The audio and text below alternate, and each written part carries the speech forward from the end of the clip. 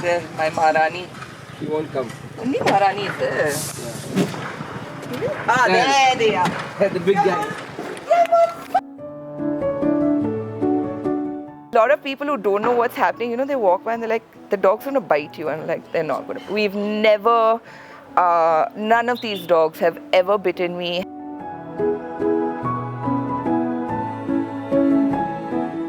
Hi, I'm Shreya, and I am a baker, and this is my husband Gautam, and he's in the Merchant Navy. So honestly, it started during COVID. We were living in a gated community, and we had a big pets group over there, and someone had sent a message saying, oh, these dogs are really hungry. So we decided to take a walk out and carried some little food that we had left at home. And we realized these dogs were starving. So the next day we planned better, started collecting food, and we started going and feeding. And it started just growing from first 5 dogs, and 10, then 15, because every time we were walking, the roads were empty. You could see more and more of these, dogs. We'd find them and then say, okay, we have to feed them now. And it came to the point where when we'd walk out, they'd all be waiting, so you can't not feed them. So that's how it genuinely started, the feeding from our side, and then it's just continued. So even after lockdown was lifted, what we did was we stopped feeding every day because we wanted the dogs to be independent as well. So we scaled back our feeding, but now it's more for us than for them because they are getting food every day. But we'd like to go see them once a week, check in on them, get some like cuddles and kind of, do that. And that's why we started that. Luis, come first. Come.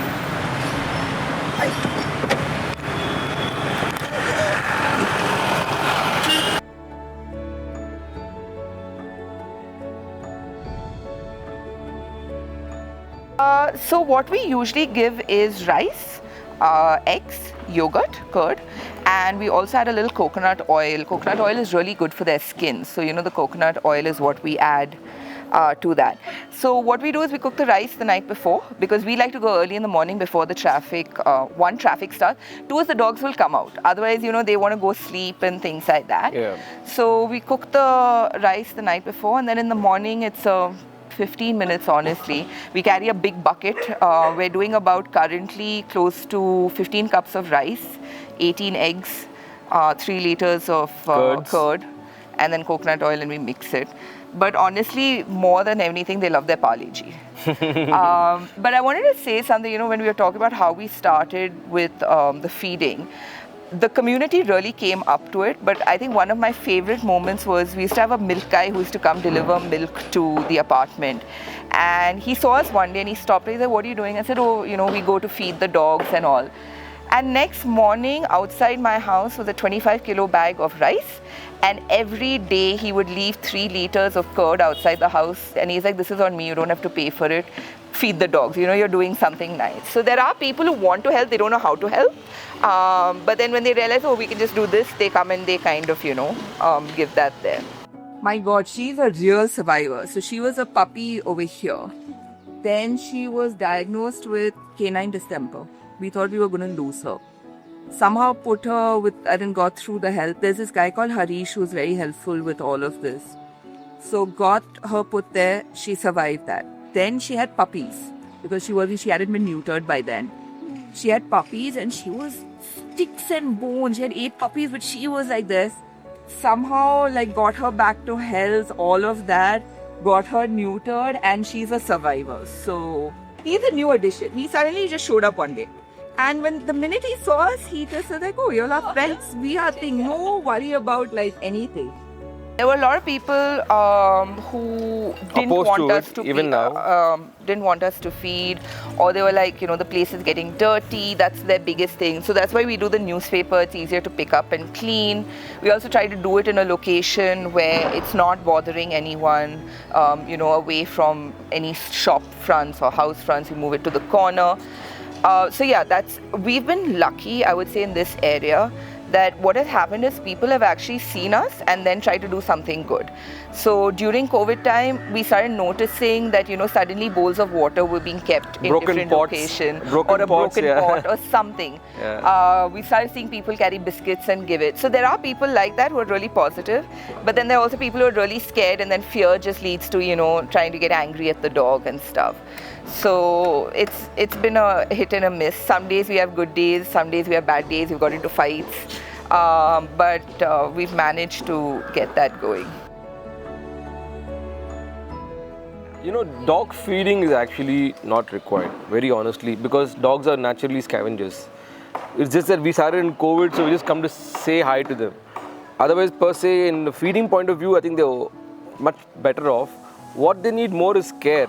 So if you can contribute in getting them neutered, that's the only way of controlling population. Yeah. You can't relocate them and cull them and all that. That's not what you're supposed to be doing. Control the population by having them neutered. So you can help in neutering drives and you can help in vaccination drives, which is done on a regular basis by BBMP, but still it involves a little bit of participation from us as well. Yeah. So getting them rabies vaccinated or distemper and CD and what else, PAVO and all those vaccinations, you can do that. If you want to volunteer, you help in that. Adopt. Yeah. Adopt, don't shop is a better option as well. Yeah, we're a firm believer in that. But yeah, if you have dogs in your area who you think need some food, the best way to approach them is, some dogs might just come straight up to you, but some might take some time. So the best way is, if you do have a little food, leave it in a place which is not disturbing anyone, let the dog see it and walk away.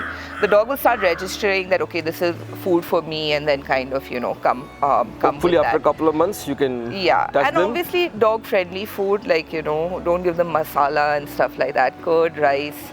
If you can do chicken, great. Sometimes with so many dogs it gets difficult to do chicken, that's not a problem. Even the bones will do actually. Yeah. Just give them something, and they'll start being friends for life. So if you notice where we went feeding, right, there's so many dogs, and then once we finish feeding, we start driving out.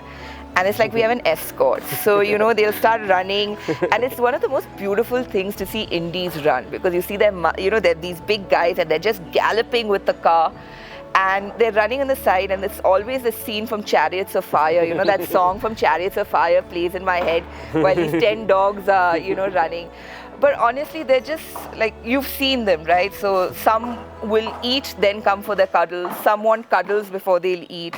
Some will have the rice, then the biscuit. Some want biscuit first, then the rice. So you kind of know each one's this thing.